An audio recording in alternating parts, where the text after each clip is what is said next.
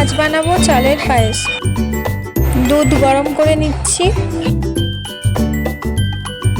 গোবিন্দভোগ চালের মধ্যে ঘি মাখিয়ে রাখছি।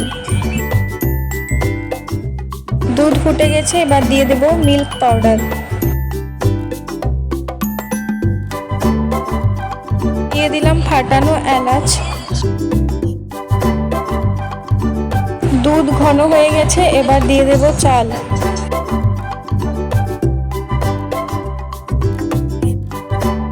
পরিমাণ মতো চিনি দিয়ে দেব।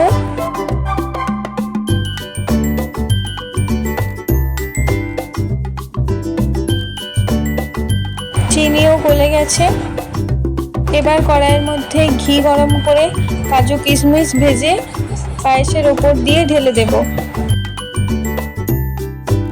রেডি হয়ে গেছে আমাদের পায়েসের রেসিপি।